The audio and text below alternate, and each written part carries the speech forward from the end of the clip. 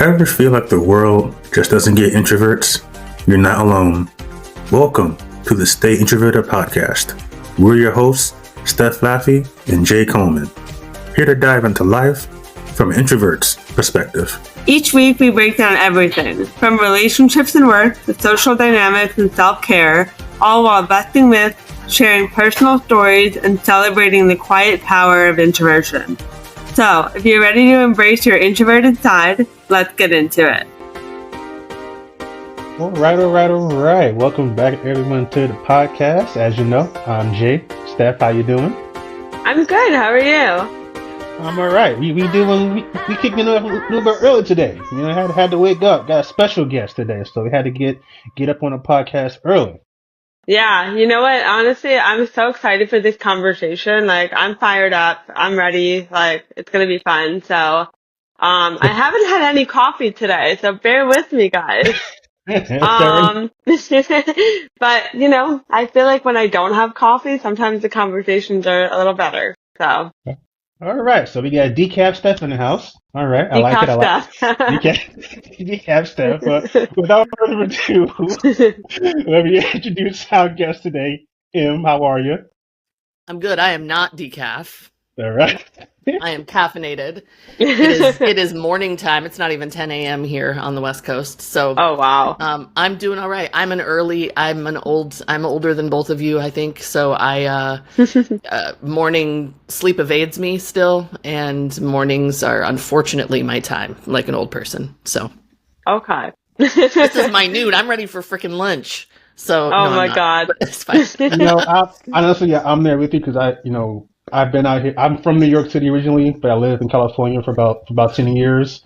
And for those 10 years, I was still on East Coast time. So yeah, if I was back there, it'd be lunchtime right now. So I get it. I totally get it. I don't hate the mornings. Like, I really feel like there's something special, especially when you live in a big city like this, watching the city waking up before the city, watching people hose off their front stoops and they're opening their business gates and feeding the pigeons and little feral cats getting nuggets from people as they wake up. It's a beautiful place to live. Oh my God. I feel like that's like the first page of like a chapter about, or like a book about like, Seattle. Well, it's not even just Seattle. Like, I love mornings everywhere. Like, I feel like we miss so much of the world. We are so taken over by what electronics and what like evolution has given us that we don't look at what we already have. And we're so lucky. We have such a beautiful planet. Well, we're trying to keep it beautiful, but yeah. Oh my God. Yeah, no, you're so right. Like, I feel like when I walk around in the city, I try to put my phone in my pocket. But it is so wild to me how many people I walk past that are just like glued to their phone. Like, number one, you're going to get mauled by a truck. So I don't know what you're doing. But number two, like, look around. We live in a beautiful city. Like, look up. I love New York. It's one of my favorite places to visit. And I feel like I don't know, we're all in this space now where we're trying to regulate our bodies and regulate our emotions because of everything happening in the world. So I get it. I get headphones. I get electronics. They can really help kind of ground you for some people. I take daily walks just to try to keep my health in check. And I'm trying to take my headphones out for them. Like, I'm trying to not have music. Beautiful. Listen to things. I can't always do it. Cities are loud. I'm not quite there yet. But. Yeah, there are jackhammers, there are construction, there's a lot going on. So if that happens, they go right back in. But if I'm in a space where I can have some peace, I take them out and I'm like, trying to absorb it. I'm trying to get there with the no headphones, but I still feel naked without mine. So it is weird. It is weird because that's just how I've always walked with my headphones. So when I don't have them, I just feel off. But every now and then, I'll just start walking, even though I have them on, they won't be on. So Mhm. and I'll just end up walking 10 minutes, and 10 turns into 20, turns into 30, and I'll do like a whole hour, and I'm just having the headphones on, but there's no music. So I'm trying to get to a place where I can actually, Oh, you That's a know, nice buffer, though. it is a nice buffer. And like and sometimes then no one talks to you. that too, and like it gets to the point though where like I don't even realize that I have them on because I'm just hearing nature. But I'm still in the place where I need to have at least have them on, even if nothing's coming through them. But I am trying to enjoy just the sounds of nature a lot more. Beautiful. Yeah, I think It's that hard. there's something to be said about our need to muffle things because we've created so much kind of Chaos. what is well, yes, so much chaos and so much happening around us. But I read something recently about, and that's why I've been taking them out, of just trying it to do it in little bites when you go on a walk. Just your last 3 blocks home, take them out. Your last block, like if you go to the grocery store, take them out and see if that changes. Like, and it's interesting how many people I look in the eye, how many people I say hello to, how many people I say excuse me, like when I don't have them in. But I also am an introverted extrovert, and so or I guess that's called ambivert. But I sometimes I don't want to be talked to, and especially because I have this neck tattoo that makes me very recognizable in the Mm. city. And so if people know my work, it's like, so I will always wear a white hoodie very similar to yours, where it's like up, you can't see it, like my head, my hat, if I don't want to be talked to, because I'm like, Mm. yeah, you just got to protect your energy You sometimes. got to go like incognito for a little Yeah, a little bit. bit. Yeah. I find that I'm curious because you said you're an ambivert. So I feel like I'm like more introverted before 10 a.m. and then after like 8 p.m. And then like my like extroverted nature, like, cause I'm kind of an introverted extrovert as well. Um, my extroverted nature comes out during like when the sun's up and it's nice out. But like before that and after that, do not talk to me. That's real. That's real. I think I'm very controlled by the light as well in the Hmm. sun. I think at night I'm I'm very astrology baby too, and Hmm. so I'm an earth sign, but I have a lot of fire in me, so I'm earth. So I just like when I need to concentrate, leave me alone. Like let me just Hmm. do it. But man, I get a lot of energy from people, from other people's energies. I had my first bad sciatica incident Hmm. ever, the back muscle. You don't know about it till you know about it. And then when you know about it, you wish you didn't know Oh, about it. Mm. And oh as you my get older, God. just trust me, get your core up, get your core built because the sciatica will come out of nowhere and debilitate you. And I was for 2.5 weeks, I was bedridden. I could not get out of bed. I couldn't get down the stairs. I could barely get to the bathroom. Oh It no. was like 10 level. And I didn't see people for 3 weeks almost. Wow. That And was probably almost as bad. when I went outside for my first walk, I started to cry because I was I smelled the bakery down the street. I heard somebody's dog.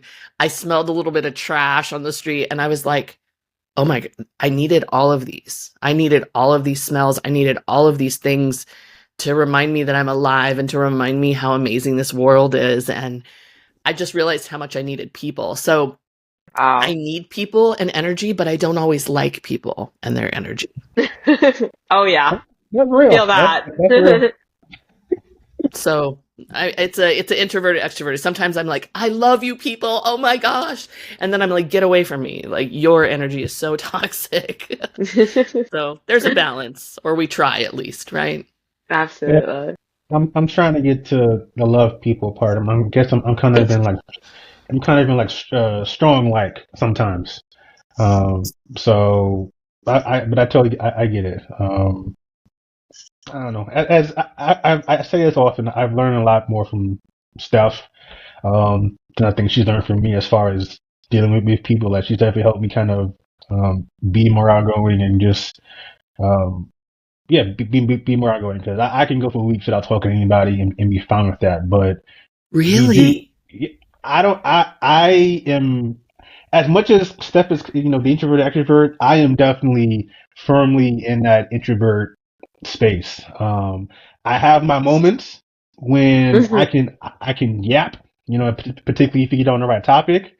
I've trained myself to give lectures and presentations and trainings, but I've always looked at that as just work, not something that I'm looking forward to. So Hmm.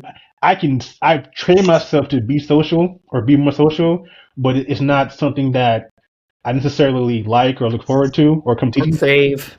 or crave. So like if anytime I have a chance to not say anything, I'm taking it 20 times out of 10.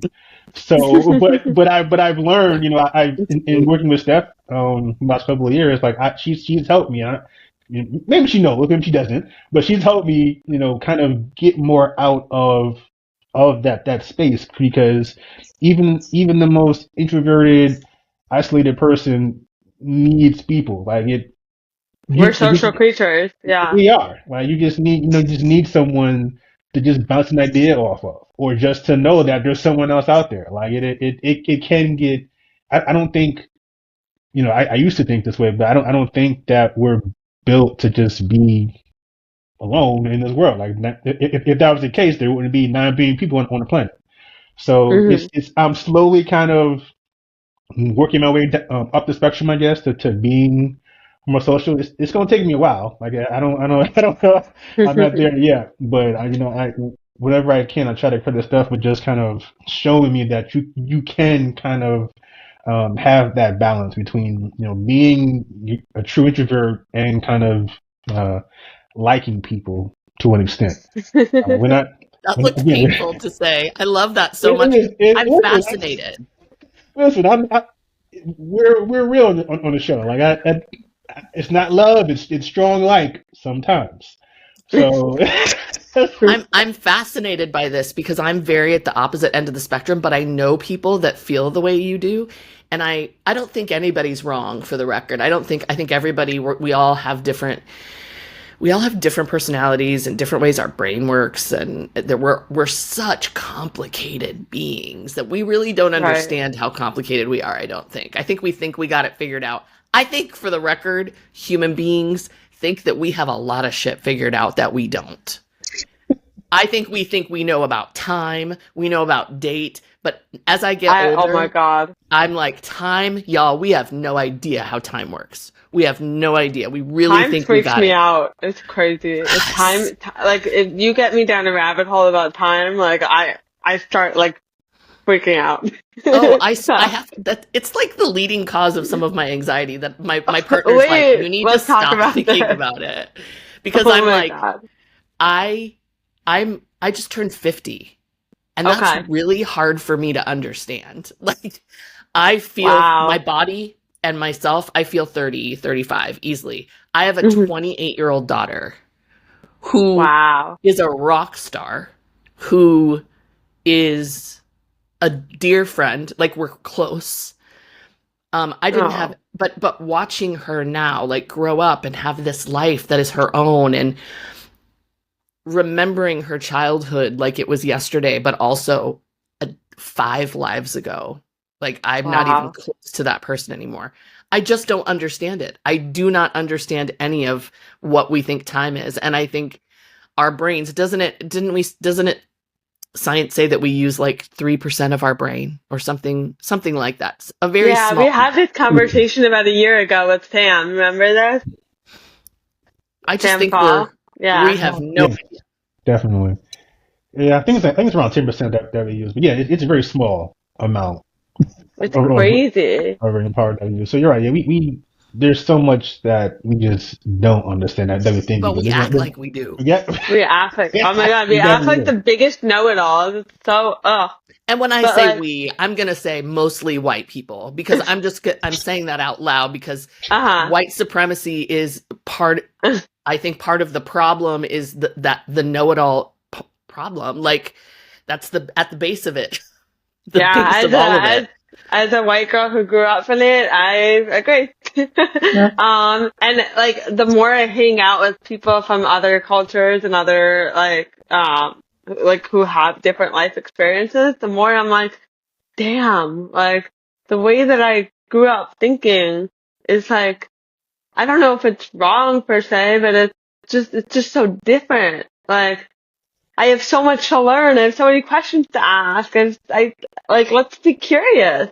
But good, because that means you're Yeah. breaking generational curses, you're breaking cycles. Mhm. Like, ask the questions, say the things, even if you piss somebody off. Like, Mhm. I'm like, we made all this up anyways. We made Right. up So words. what does it People matter? are like, what do I call you? What, I don't understand pronouns. I don't care. We made Mhm. them up. Right. We made them up. I just had a whole conversation with a family member at my birthday party who was like, I was referring to my partner who uses they, Mhm. she pronouns, and I said they, and this person is a boomer, this person is older. So they looked at me and they went, they, who are you talking about? And their partner was with them and kind of looked at me and went, we're working Mm. on this. We're working on this with them, with him. And I was like, okay, we're going to go through this like you're a child. I said, if you go to a restaurant and the table next to you is leaving, so they get up and you don't know whose it is, but someone left a wallet on the table, what do? And he said, I take the wallet and I go to the hostess and I say, somebody left their wallet. I love that. I've never And heard. I Why has said, nobody ever said that to me before? wait. I said, there, you did it. You did it right there. You didn't know their Wow. gender. So you just said somebody left their wallet. And I said, were you talking about a group of people? And he said, no, I was just talking about the person because I didn't know who they were. And I said, exactly. Period. Period. That's such a great way to frame it. Thank you for that. We do it all the time. So when Yeah. people tell you, I can't relearn it, I'm too old, I don't understand, that's not what it Mhm. means. We create 100 new words a year. We do That's whatever it? we want, because, right? Yeah, that seems I low. feel like that seems low. But it's like, I think that's like the Merriam-Webster, like the ones Right. that are made official every year. I Mhm. mean, I make up words all the time. In my book, Me too. I had somebody kind of soft edit my book because I didn't Mhm. want it edited officially. And he came back and he was like, so there's some made up words. And I was like, yeah, and they're staying. Like, I absolutely made them up. We make Do you up have like all a these. glossary? No, I don't even care. Like, just think about it. Like, Figure it out. right. Like, we make things up all the time. We made our existence up. That's so We cool. did Wow. all of this. So when people get in their feelings about stuff that we made up, I kind of just look at them like, we did this. Like, we made this up. What are you talking about? I will say it's always fascinating when someone says, I don't use pronouns, and I'm like, what I is a pronoun, right? And it's like Oh, that's a good one too. I love that. I, you, like it's like really. It makes you kind of makes you realize how many things in your own past, like, you were ignorant to because of something you heard or Mhm. something someone said, and it's very regurgitating BS to me. It's like, do you hear what you're saying though? Like, do you understand what a pronoun? Right. Do we need to go back to grade school to understand what a pronoun is? Yes. Right. Some of us do. I think some of us Yeah. do. And then let's be honest. But I like what you brought up, ignorance, and I think I think the reason that particular word is like such a guardrail is because it carries like negative connotations, and ignorance just means you don't know something. It's not inherently bad, but just like there's nothing inherently wrong with being ignorant of something, but do the work, ask questions. Like Steph said, there are things I need to learn. Let me ask questions. Let me do the work. Like I always appreciate someone who acknowledges that they don't know something and ask questions and then willing to do the work. And those are the things you have to do. It's not enough to say I don't know. It's not enough to ask questions. You have to do the work. You don't ask other people to do the labor for you. I think Right. that is a very big problem. Like there are a lot of blind spots I have when it comes to women. I'm a man. Like women still aren't treated nearly as well as men. But it's not, I can't go and ask Steph, hey, Steph, can you tell me X, Y, and Z? Like, no, You can. I mean, you can ask me. I don't care. yeah, but I mean, like, I can't, well, let me put it this way. I But can't say, not all women, for sure. yeah, I can't say, Steph, teach me about this. Like, no, I gotta take my ass to a Yeah. library or talk to women and figure out, hey, where am I going wrong? How is my view wrong? Like, it's not, you don't put it on somebody else. I see what you're saying. Yeah, like, I can ask you, but I'm not gonna say, hey, Steph, write me a report about, why, Right. why, Okay. yeah, like that's what I see a lot is that, some of us will acknowledge that we have a blind spot, but we expect the people that we have a blind spot about to like carry us to this land of discovery, and it's like that's not their Right. job. Like they're just trying to live. It's like it's not my job to teach someone about racism. It's like ask questions but do the work. So Right. I think those things kind of go hand in hand. Absolutely. I mean, it's the same, like, even with, like being a Jewish girl, like, people, like, you don't know what that's like how it's, I don't know. I can't tell you what it's been like to be Jewish, but if you have questions, I'll try to answer them, but, it's on other people to find out if they're interested. Yeah. And Google is free. Google is free. That. And for me, when somebody asks me a question that could have been Googled, if I'm feeling generous, I will Google it for them, and then I will screenshot the page that I Googled I love it. with the Google window I love it. of what I Googled and said, this is what I found, but I screenshot it so they can't click on any links. They actually have to do it themselves. Genius. You're giving me so many ideas today, Em. But it's like, I'm still going to show you that I did it for you, that you were worth that moment. Because as a white person who is also transgender, who is also, who's kind of in two different categories that feel opposite each other sometimes, there's not a lot of white people my age, my generation, Gen Xers, that we're about 2/3 struggling. Like a lot of my generation are still have a learning curve around pronouns, around the human rights agendas in general. Like we had boomer parents, so we have a different learning curve. Somebody explained it the other day, like watching our music platforms changed and how frustrating it was. As a child, it was 8-track, and then we had vinyl, and then those were all of our favorite records. I think I saw you posted this. Yeah, and then you had to buy it on cassette tape, and I had everything on cassette tape, and then we had to buy it again on fucking CD. And then what's a nano? Like, what do you mean everything's going digital? Like, I have everything. I have CD booklets. Like, so our generation had to have learning curves with everything in our generation. So yeah, we weren't really given a learning curve for this section of how fast the education has come, wording and new words around gender, around human rights, around everything. So I find that a lot of the people in my generation just need a beat. They need it explained in a way that's going to be a little slower, a little bit more understanding of their learning curve. Now, not all of them. Don't get me wrong. If you show me after one try that you cannot get it or that you refuse to, that is a whole different story. Right.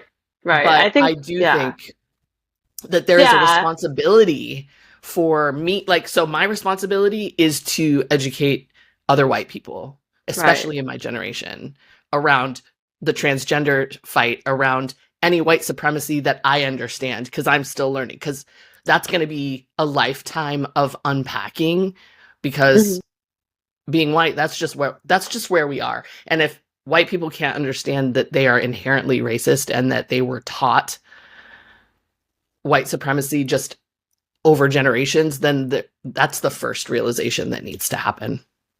So you're saying, like, you try to meet people where they're at, and then it's up to them to do the rest. No, I handhold sometimes. I'm like, hey, because I had people that gave me patience when I fumbled. People that Mhm. were like, I know your heart, but this is not the way to do this. This is not the thing to say. And I'm so grateful of the people in my life that were not white that took that time and labor, but also explained to me that it's my labor, not Right. theirs. And Right. they took a minute to explain that to me and they didn't have to. And so now I feel like it's my responsibility to save that energy and time of theirs to have to do it to other people because it's Mhm. my job as a white person to go, hey, why are you doing this? Why are you asking them for help in their labor when you can do this yourself? Like, what does that look Okay. like? I love But that. sometimes people just need a little bit more help, Right. I think some unfortunately. people need to be kind of held to account. Like, I know that you're saying you can't do this, but that's just the story that's in your head.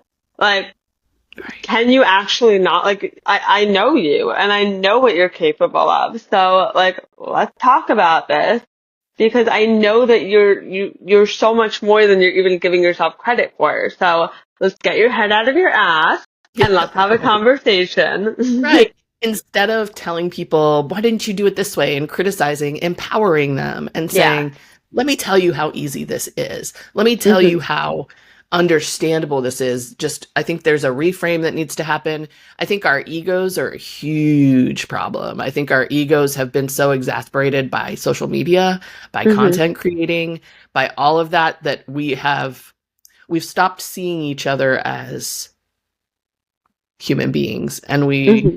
started to judge each other, criticize and cut each other down like content. And it's really sad that that's what the internet has done. Thanks Al Gore, but he thinks he started the internet. So I love that joke. But COVID really did a number on us. It's still doing a number on us, but quarantine specifically did a number on us in the way that we stopped communicating. We really lost our ability to humanize each other because everything stopped and we had to depend on these and our computers and everything. And it's scary. It's scary watching Yeah. people online now treat each other like commodities and content and not care about each other's hearts or wounds or things that people might be going through because everybody's going through something right now. It makes me really sad to watch, honestly. Absolutely. Yeah, I mean, I agree with everything you said, and you're right. It's definitely, particularly the last part. It is hard watching people. Not obviously not all people, but just people be either being cruel or being okay with like cruelty and like that. Because Right. I try, speaking of me personally, I try to see folks, as they are, as humans, and good, bad, and different. Um, so it's hard for me because I guess naively I tend to expect that from other people. It's like but that's just not always the case. So I tend to get kind of hit in the head with that a lot. So Hmm. it's hard seeing like, dude, that's another like how I got. Are you really that cruel? Like, are you? Like that's somebody's child, that's somebody's parent, that's Yeah, somebody's friend, that's somebody's Hmm. neighbor. Like yeah. Yeah. But and it's like it bothers me also. Again, I don't want to harp too much on it because a lot of the stuff is taught. Like I don't know if I will say that people are inherently racist. I think the system is definitely racist, but I do think that on some level racism is taught. right, Uh, that yes, that's what I meant when no, I said that. We are no raised as white people that way. Yeah. yeah, no worries. It's taught, but at a certain point, to your point, M, you got to realize, hey, this is what I learned. This is how I grew up on, but this is what the reality is. And like what they're saying about these people isn't true. So am I going to continue down this path, or am I going to do the work that has to be done? And it's not just racism. It's anything. It's how for me, how I view, interact, and treat women, how I look at people who are less fortunate, people who are poor, people who are sick, how all of us view kids. I grew up. I had my mom's a boomer. I'm a early millennial, but at least in my family, kids were to be seen, not heard.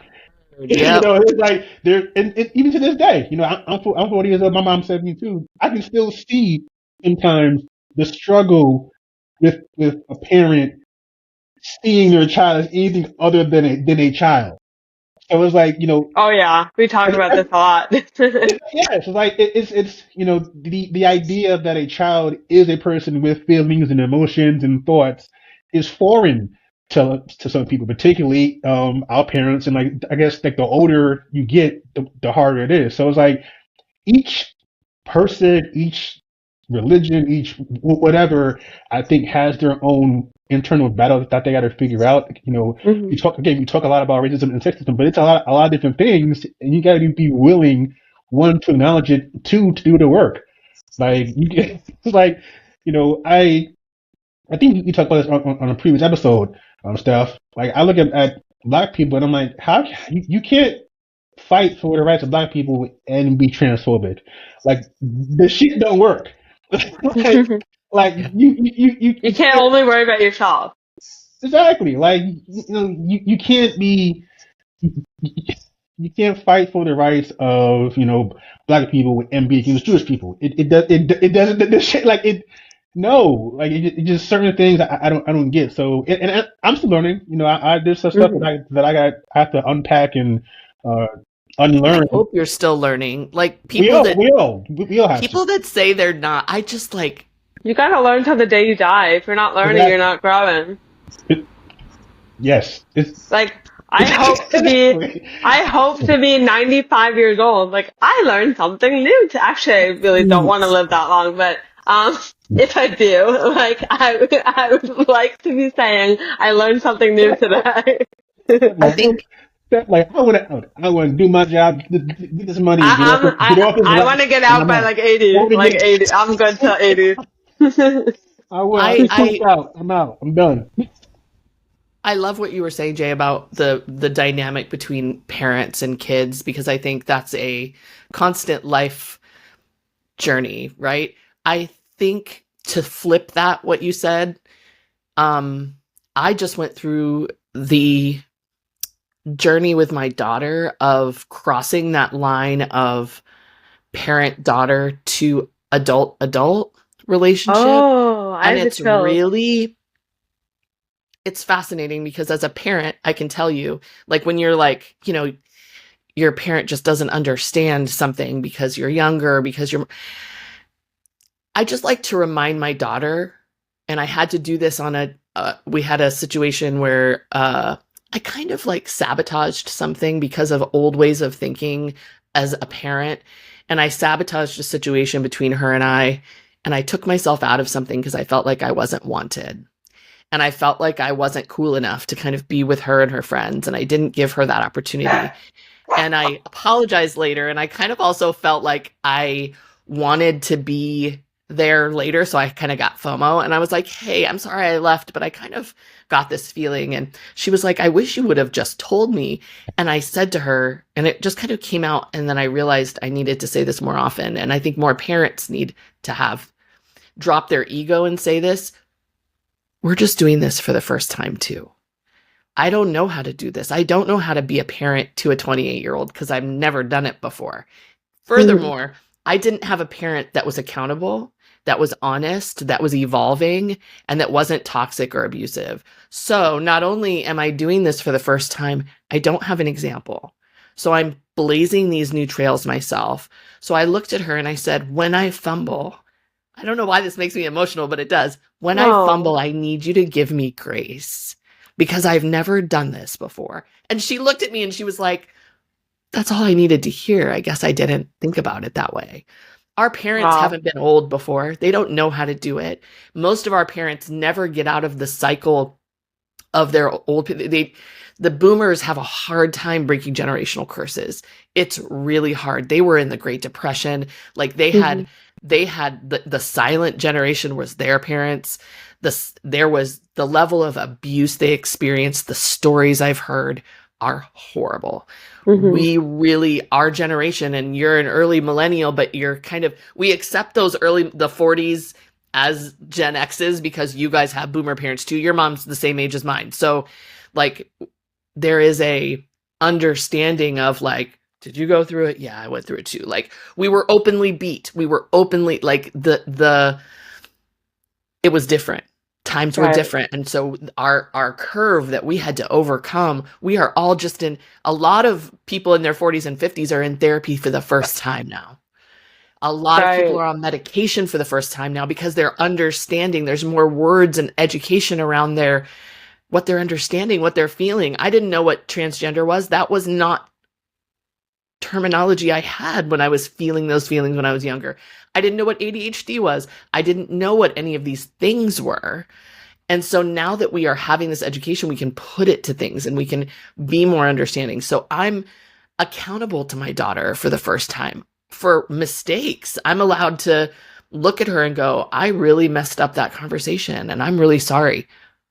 I have never had an apology from my mother in my whole life. That just wouldn't happen from my parent. My dad still, and I have a relationship with my dad, not one apology for his behavior. So, and not even apology, but like acknowledgement that it was crappy. And that is changing now. And so I think, looking at these different generations, we've got to give each other, I think we talk about like people being controversial or problematic or being canceled. Tell me something. Like most of the people that you're finding that have been on this earth longer. They're older. So they've had more time to F up. These younger generations don't. And so I think like when you look at Gen Zers and younger millennials, they're like, why aren't you on top of this right away? Why aren't you learning? We've had more time on this earth to know things a different way. And you got to give us some time. So there's a patience, there's a lack of patience, and there's a feeling of urgency, which I understand because things feel very urgent right now. But we've been through this before. We've been through fascism. We've been through revolutions, the French Revolution, the American Revolution. Like we've been through them. Things are going to get worse before they get better. But we also have autonomy right now. We are large in numbers.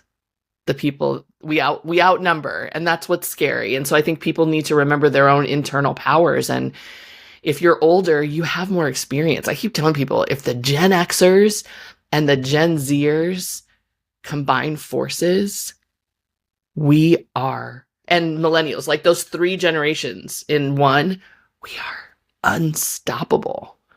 We're unstoppable. But we're just infighting. There's just so much infighting. Yeah. And you should say anything. oh no, it just as you're saying this, I had a conversation this morning actually, with my other podcast co-host, just about how, like, when you're in the thick of the fight, it's frustrating because you don't realize how much movement and how much progress you're actually making. Like, it's not gonna progress doesn't feel good. It's Ever. really ugly. It feels shitty. And we were talking about a personal situation that she was dealing with, but she was standing up for herself. She was standing in her truth. She was empowering herself. And she's like, but why am I crying so much? Why am I panicking so much? Why am I feeling all these ugly feelings? I'm like, because it's not supposed to feel comfortable. It is inherently uncomfortable. And I think that that's true on like a larger scale when we look at society as a whole. It's not going to be comfortable. It's not going to be fun. It's not going to be rainbows and butterflies. But the fact that we're doing it when our parents just kind of sat and took it and rolled over and dealt with it, like that right there, I mean, we're already winning because we're doing the thing. It's not going to feel good all the time. Yeah. It's not going to feel good all the time because we know better and we know where we want to go and we know where we want to get to. But like, we should be so proud of ourselves because we're doing the thing anyway, even though it sucks. That part. Yeah. Sorry, Jay. No, I totally agree. I just wanted to kind of add on about what Liam was saying about our parents. Like you have to talk. I think he taught me a little bit something about kind of my parent in that a lot of times we don't understand what they're doing, but they are doing this still for the first time.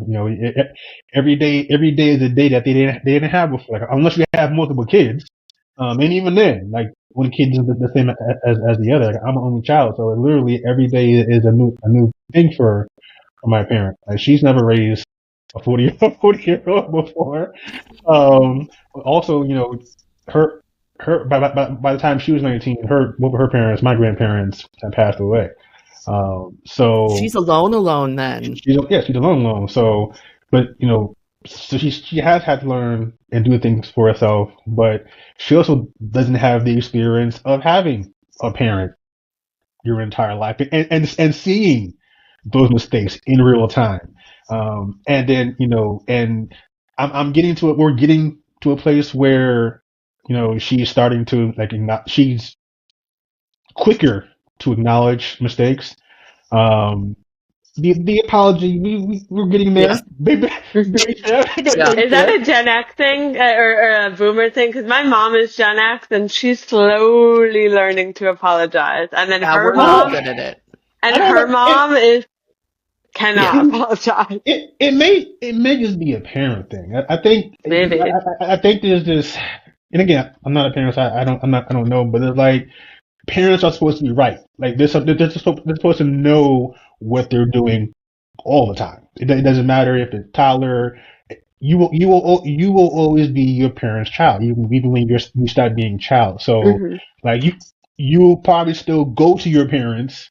They'll always be one of the first 3 or 4 people you'll ask for advice or for anything. So there's still that kind of expectation that they have their shit together, when anyone who has a parent or is a parent will tell you they're just walking around with one foot in one sock because they don't know what other sock is. But but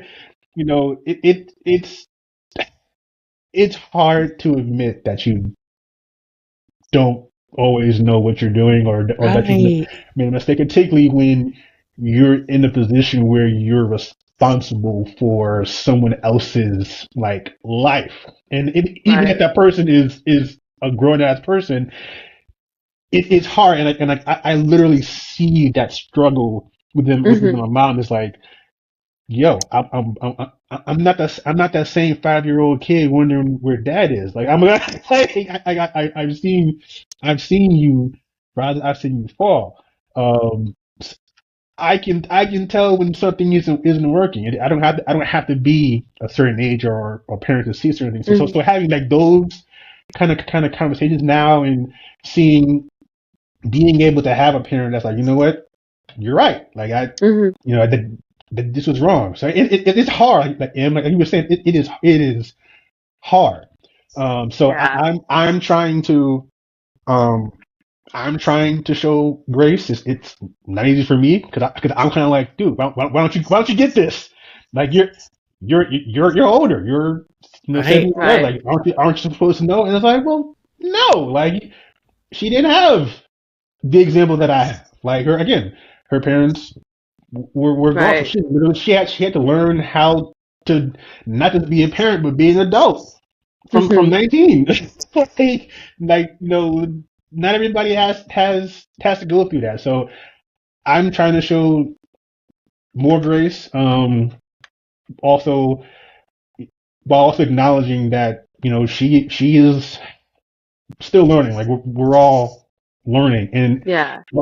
and also seeing that she understands that she's still learning. Like, you don't have the shit figured out yet. Like, we're none of us have it figured out. Right. You're figuring Yeah. out how to be 40 and she's figuring out how to be however old she is. Exactly, and every day you're figuring out how to be that.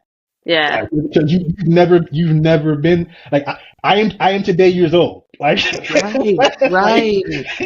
like And which I'm is great. our parents didn't have that example. And so we also, whether they're good parents or not, because yes, if you have a child, that child is dependent on you. The ideal situation is you know what to do with a child, you're prepared. But in reality, that it does not always happen. And a Hmm. lot of parents aren't responsible like that. But even for, my situation, I've been no contact with my mom for almost a decade. But Wow. I've been doing a lot of work internally around forgiveness of her situation. You know, my mom, my grandmother not having voices growing up, being in a very patriarchal family, very, very toxic male Italian masculinity. Like they never had that opportunity, and I do. And so seeing my mom's mistakes as something that were part of her orbit, I talk about it a little bit in the Little Bloom book, how if you look at all of our bodies, like we are our own planet, right? You are your own spinning planet. And every planet in this atmosphere that we know in this universe has its own atmosphere, its own gravitational pull. Our wounds make up our atmosphere. So we are walking meat suits that are reactive to each other's wounds right now. That's all we are on this earth. You go out and somebody bumps you at the grocery store and you're like, hey, watch it. That probably is a big reaction for somebody bumping into you. What's really there? What's really underneath your friction? What is underneath? Like if somebody's like, I have abandonment issues. I don't like it when people cancel on me last minute. Okay. So instead of blowing up on that person, why don't you dig into your abandonment issues? Like what's going on there? Why are you hurting? There was there's like a system of hurting each other out there. We're just reacting to each other's movements. So find people that your planet can react well around, because we don't react well around everyone. And I think that it's important to find people in your orbit that keep people in your orbit that your planet reacts well to, that your things grow, your all of the things that you're trying to grow keep growing, not your anxiety, not your anger, not any of that. What grows well around you? And I think that if we can all remember that even the people that anger you the most are reacting from places of hurt, every single one of us, whether we want to admit it or not. My mother's toxicity and the way that she abused me came from somewhere. It came from her dad. It came from her mom. It came from her brothers. Like it came from the way she was treated. So do I think she ultimately hates me and is a bad mom? No. Do I think that she doesn't know how to be a mother because of how she was raised? Yes. And she never really worked to get out of that cycle, and she never has really been accountable for it at all. So, you know, how do I can't do anything about that, but I can do something about how it changes how I behave. And my daughter and I recently had to have a talk because she's 28. She would like come to me when something was wrong. Like you were saying, Jay, like I know when my phone rings, my daughter is a texter. So when my phone rings, she has something either really bad or really good to tell me. It's on one end of the spectrum. And I always pick up cautiously because I'm like, hi, what's going on? And I can tell immediately by her voice if it's good or bad. Right. And then it was if she needed something, if she needed a ride or if she needed help with something. And I started to get really resentful of that being the only time I was in her life. And then she would say, can you do this? And I'm like, no, because I'm doing this. And then I thought, well, I haven't invited her into those things. So we had a conversation and I was like, hey, like you would know if I was available to give you a ride to something if you knew what was happening in my life. But you're not really caring about my life like I'm a human before I'm your mom. Like I'm a fallible human that makes mistakes, that has a life, that has a new love life that is not your dad. Like I have all of these things, and she cares to a certain point, but she was caring to a point that I needed her to care more. I needed her to care for me as a human. And that took some adjusting because we don't look at our parents as human beings right away, especially as people that make mistakes. So the first few mistakes, she kind of was like judgy. She was like, but how do you make this mistake? You're like an adult. And I'm like, because I've never done these things before. Like and it was really important for her to go, oh yeah, of course you haven't. Right. But we don't look that way. And so in my daughter learning to give me grace, I've had to give my own mother grace. It doesn't mean I have to talk to her. It doesn't mean I have to let her continue to hurt me, because that toxicity, I like to say, is a key that does not work in that lock anymore. Like I used to answer and feel guilty, and the Italian guilt would come. And now I still hear it pounding on the door, but I don't. The key just doesn't work anymore. I just can't get in there. Right. Because I know. But that's just an example of how easy it is for us to break those curses generationally with our Wow. parents, with giving understanding. And yeah, my daughter has taught me a lot. And I had her very young. I had her at like 21. Okay. But You're also, making me excited. Oh, sorry. I was just gonna say, but also, I think, particularly, I've been very quick to do this. It's also like we're saying, understanding that what may actually look like a mistake isn't a mistake. It's just an opportunity to learn. Like, so for example, with, some of the things that I've taken issue with my mom. I have to take a step back and realize, hey, I was born into a world where I could go, at a certain age, I could have my own checking account in bank account. She wasn't. She wasn't allowed to have a bank account till the 70s.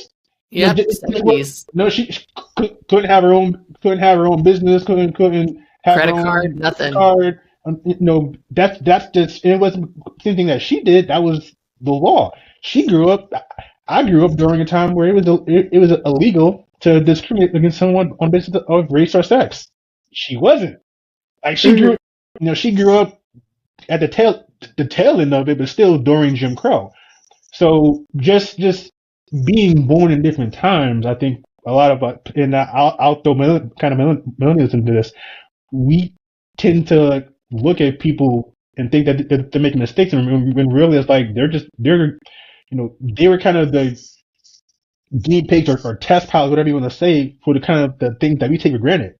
So it is, to your point, and like we do need to give people grace and understand that sometimes it's not really, not all the time. It's not so much a mistake. That's just kind of how things were. It's like, no, she probably couldn't have just left dad, because where did she go?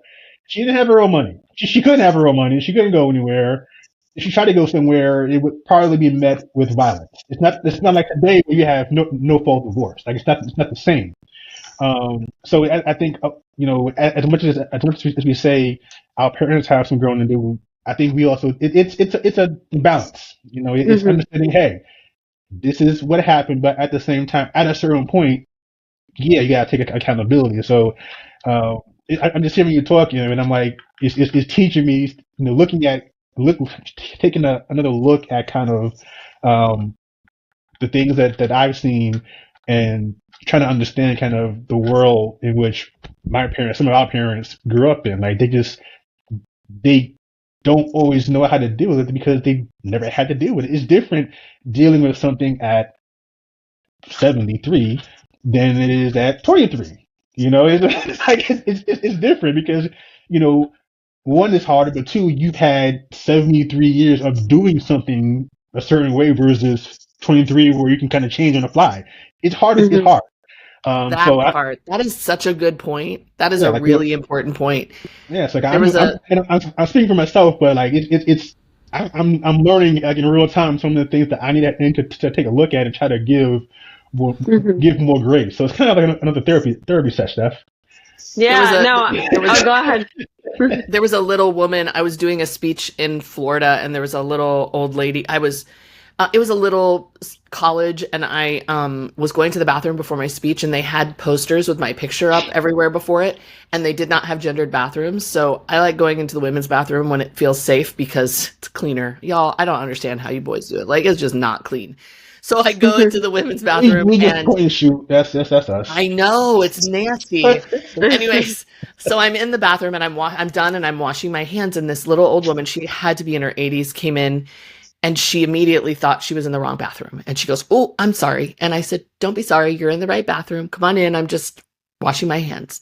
She goes, "I don't understand." And I said, "It's okay. You're in the correct bathroom. So am I. I'll be leaving in a second." And then she went to shut the door, and she looked, and my poster was there. And she said, "Oh, I am so sorry. I am here to see you speak. And I have a feeling I just messed up with your gender." And I said, "You didn't mess up anything. Don't worry. I'm going to talk about it in a few minutes. I'll see you out there." Right? So then I do my talk, and people are lined up to talk to me afterwards. And she comes up to me and she said, "I just want to apologize." She said, "I've had 84 years of doing things one way, and I How and cool that just she came learning. out and talked. How She was cool. like, and I'm learning from talks like yours, so thanks for being patient with me. Wow. And it kind of broke my heart that she felt that nobody was patient with her before and that she didn't have that space to learn. And just like you said, Jay, like she's been doing it one way for so many years. There's a muscle memory there. You have to give them time to learn, and your learning curve changes. Your brain changes when you get older. Everything changes. They need time, like we all do. My brain is already getting fuzzy at 50. So like it's important. So I think it's great that you're learning these things and being able to give them to your mother, because I think we don't, we're all just here. We're just we are literally on a rock spinning in space in meat suits doing things for the first time. Like we're right. Yeah. It's making me think, because I'm actually just turned 30, so it's interesting that we're all in a different like decade right now. Yeah. And I'm finally entering the era, or like the time period, with my mom and my mother-in-law where they're not just mom and mother-in-law, they're my friends now. And it's scary for them. Like I've known my mother-in-law since I was 16, because we've been Wow. together for that long, or 17. So she's like a second mom essentially, but like they are starting to treat me as a grown up, which is crazy for them. And but like I'm not only reaching out to them as, hey, I need something. Hey, can you show me how, like it's, hey, how's your day? What's going on?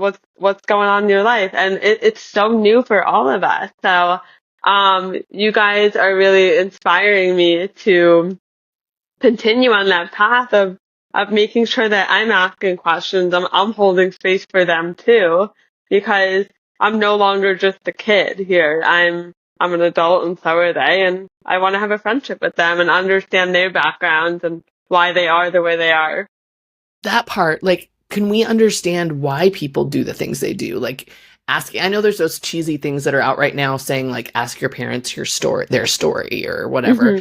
But there's Like those something books. really, it's so important to know why someone is the way they are. Like what made you this way? Like what heartbreak did you go through? What challenges did you have? Like I want to know like why someone is a certain way. I think the human condition is fascinating.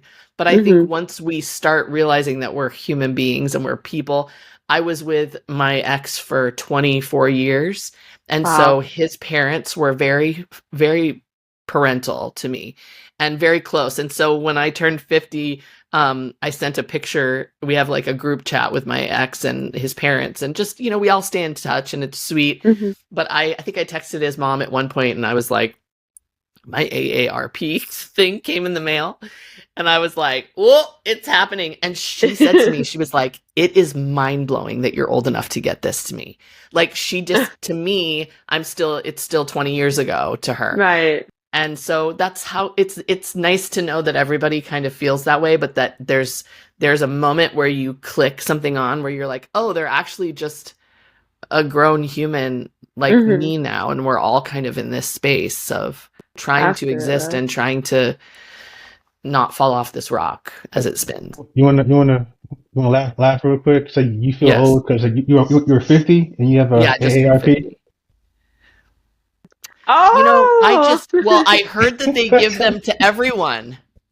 I heard that it doesn't have, okay, but somebody was like, I put it on Threads. I was like, I got this ARP.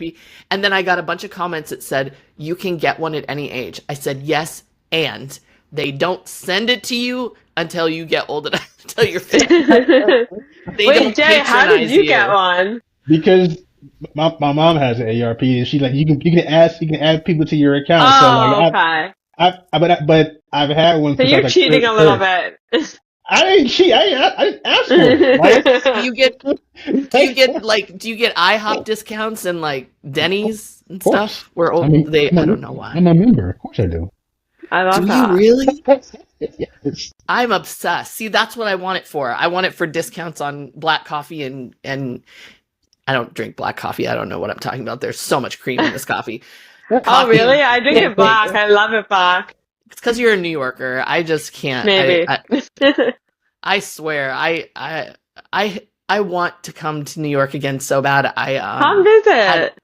I had a very, very large week planned right before the quarantine shut down that I have a fine art book that I'm trying to do of all my portraits. And I have like 15 stories and people that I need to photograph in New York before I can finish this book.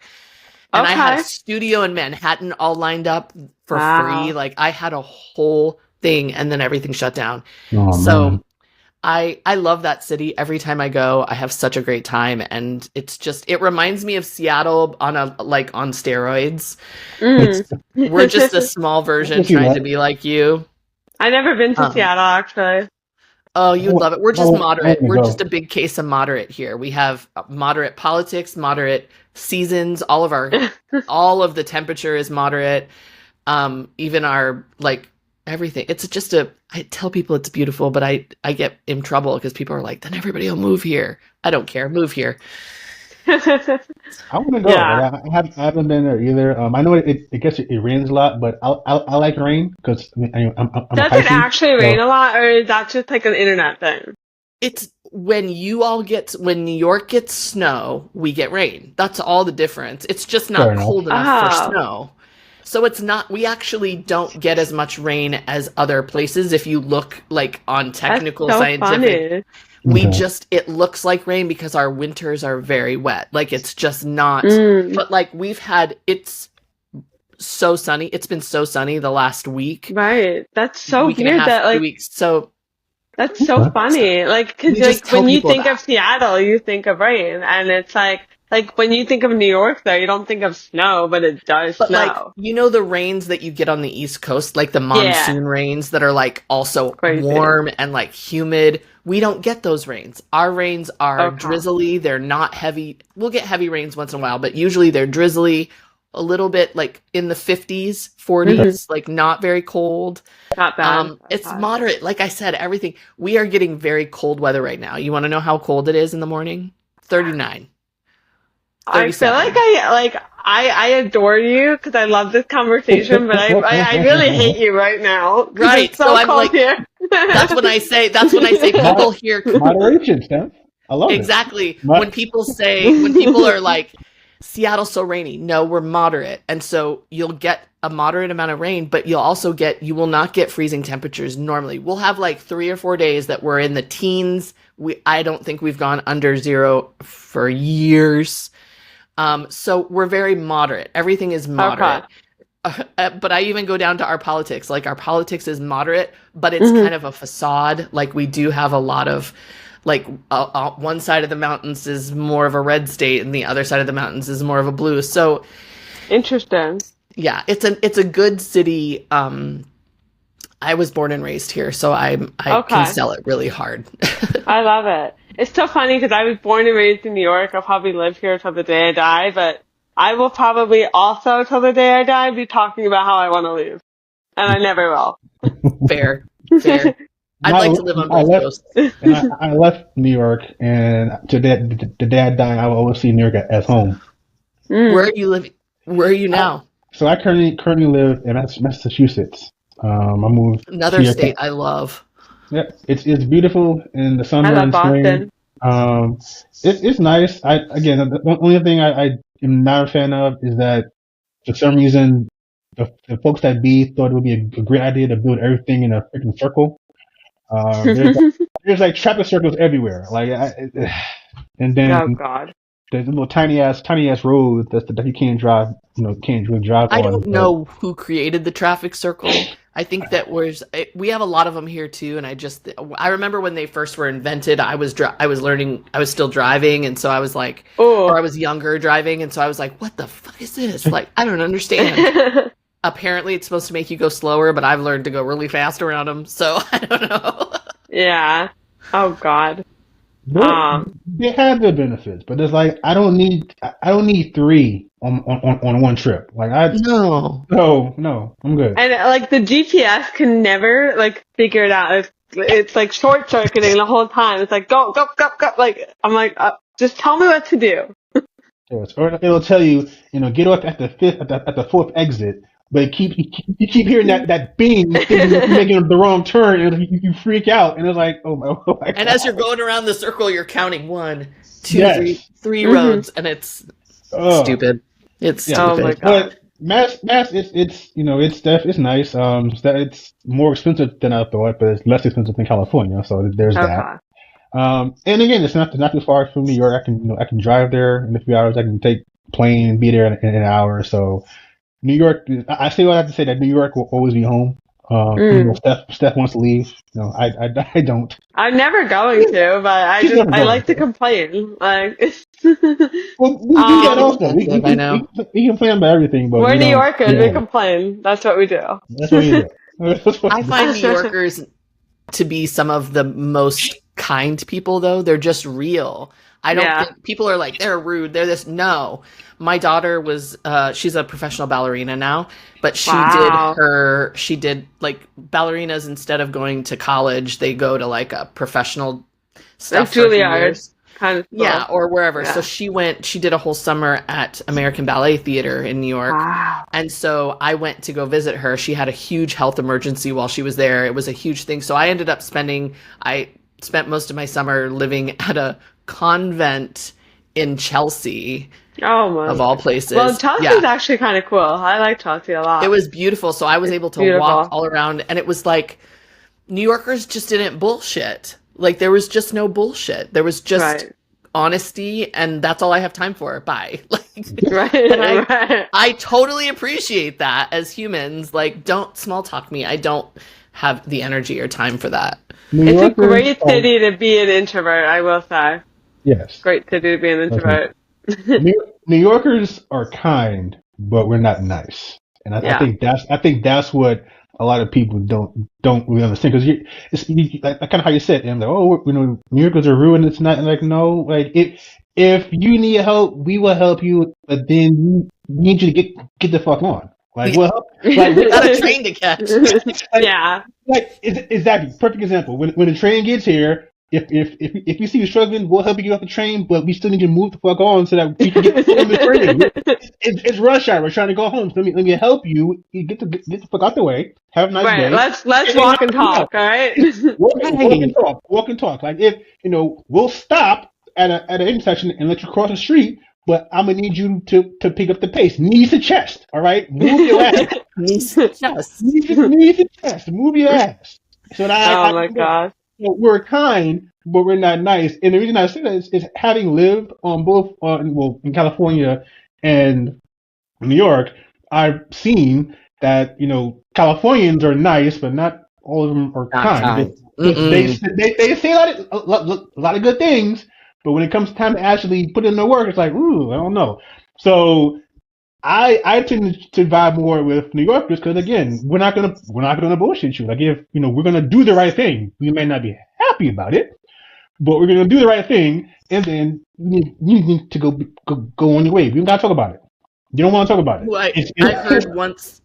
I heard Oprah say that once, that I don't know why I was there. I had a friend that had a free ticket to an Oprah Oh, how cool. concert or an Oprah thing, and years ago, and I went, and she was like, I am a very kind person, but I don't have to be nice. I reserve niceties for the people I love and care for, but I am kind to human I love beings, to that. all human beings. And it was like, because I think I was raised with be nice, always, manners. No matter who says anything to you, you just have to, speak until you're don't speak unless you're spoken to, and all the things. And when I heard Oprah say that, I was like, oh, okay. Permission to be kind but not nice. All Love right, it. Oprah, tell me all about it. Oh my gosh, Yeah. I love it. So, I know that you said you had a book, so I want to have you plug that. I know that you have a YouTube channel, right? That is very brand new. Don't be too okay. hard on that one. Okay. Well, I'm gonna let you speak for yourself. How about that? Yeah. So Where can we find YouTube, you?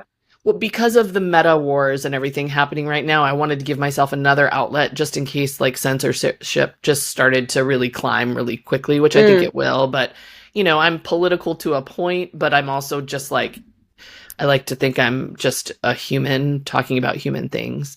Mhm. So I do have YouTube. Everything is just at Faces of Fortitude, can be found that way. Instagram, Threads, all of that. I put out a book. I'm a published author 3 days after my 50th birthday. I did it. Wow. Nice. And it So was that's basically recent. about, sorry? That's recent, right? Because you just had your It came birthday. out December 26th. Wow. And I wrote it at the beginning of quarantine when, just like so many people, I had all of these things. Like I had a impending big speech. I had a trip to New York planned. I had exhibits planned. And all of these plates that I was spinning fell. And in the midst of all of it, I was not paying attention to myself and the things that I had to work on. And everything came crashing down. And this book is about how I went from being married for 24 years to in quarantine, divorcing at the beginning, and then living by myself without community, without anyone for the first time in 24 years. I had not lived without a partner or family member in the house, my daughter, for 25 years. And so not only was I by myself, but I was in a quarantine. So I didn't have family. I didn't have anything. And the depression just came real hard, and a lot of realizations about things that I wasn't taking care of, and things that about myself and about my own growth and evolution that I really needed to spend some time on. And Wow. it was my plants that actually reminded me that I wasn't taking good care of myself. I was a fucking mess. And one of these plants, that my prized possession, like got spider mites and died. And I was so upset. She was like my prize. And so she wasn't dead all the way. So I got like oils and tinctures, and she had a schedule, and I was so gentle with her. And then I took a step back and I was like, I have not showered in 3 days. But this plant that was $16 at Fred Meyer was getting the works. Like she was practically getting therapy. Like she was really getting taken care of. But I wasn't taking care of myself that way. So the Little Bloom book is about the blooms that I was having, these things that were coming up in me that were creating emotions and reactions, and I wasn't paying attention to them, yet my plants were thriving. So Wow. how was I taking care of my plants every day that could be given to myself as ways to take care of myself? Because we are symbiotic with them. We literally exhale what they need to survive, and they exhale what we need to survive. So we need each other. So and if you look at our veins, like look at your hands, how much does it look like the veins of a leaf? And how much of these roots and trees, Not me looking at my hands right now. right? Like the roots in our bodies, like those roots are triggers and things that are connected to our upbringing and our families and our lives. Like we're all connected. So I wrote down these steps of what I use to take care of my sick plants, and was like, how many of these can I do for myself? So I spent a lot of time in the quarantine taking care of my plants, and then using those things to take care of myself. And I was like, oh my God, this is working.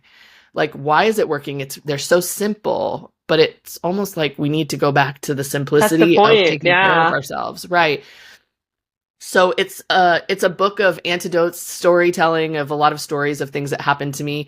And then I also painted all the paintings. So these are they're paintings of my plants and their names. So some of them are named silly names because they deserve silly names. So like this is Courtney Love. I love it. She's a sword fern, but she's also, she's just messy. She's right there. There she is up here. Your plants are beautiful, by the way. I'm hoping to cultivate a green thumb this year.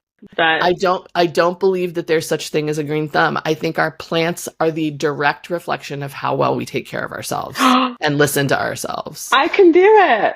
You absolutely can do it. And so I think it's very minimal and very small, and we just don't realize it. So this book is just about how I was able to come back to myself by taking off, if you think of it as armor, our bodies and ourselves, you have to get things and add things to your armor to survive this world right now. whatever your survival looks like. So this book was the process of me taking those things off and figuring out what I needed and who I was without kind of the world telling me what I needed. It's just little. It's 80 pages. It's Okay. I have ADHD. I don't like reading long books. It's exhausting. I'd rather take a nap. Like I get a few chapters in and I'm like, I'm done. So this is a great read because it's short and it's something that you can pick up and go, oh, what was step 3 again? Like, what was that? The coolest thing is I'm not a literary genius. I am not a therapist. I'm not a professional gardener. I'm not a painter. It's imperfect. And I had to put it out as imperfect for a reason. Like, I want people to understand that our fixation with perfection is harmful. We are all very fallible. And so this book, you might find a few mistakes. I don't give a fuck. You might not like what I have to say. I hope in the very least, this book gives people, it inspires people to create their own way of expressing their grief, their joy, themselves in general. The classic waves that we've been taught are very limiting. I think we're going to get out of this mess, out of what we're dealing with now in society and the world, by coming back to ourselves and expressing ourselves through creativity, through our superpowers, because I think we all have one.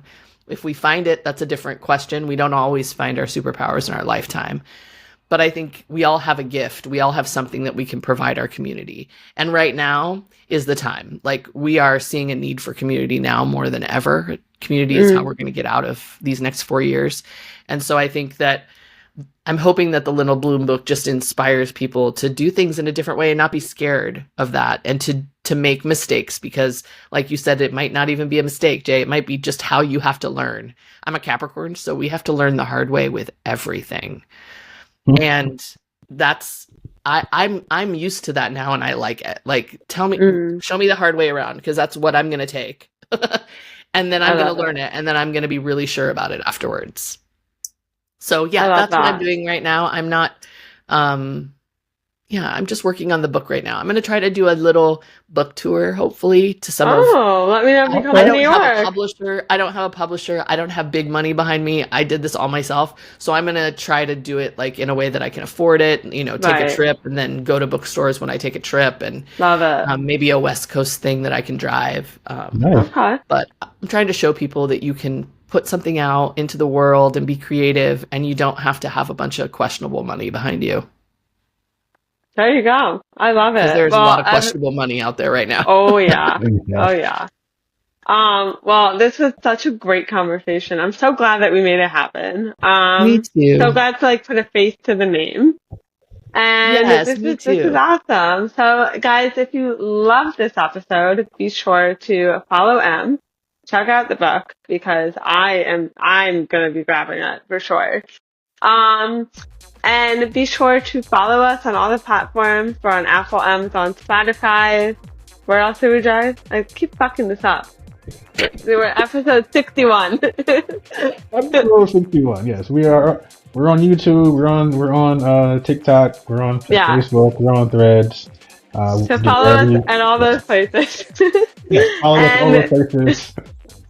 And stay tuned for another episode. I'm so grateful y'all had me, and you're really not introverted like you say you are. I think you're just selective.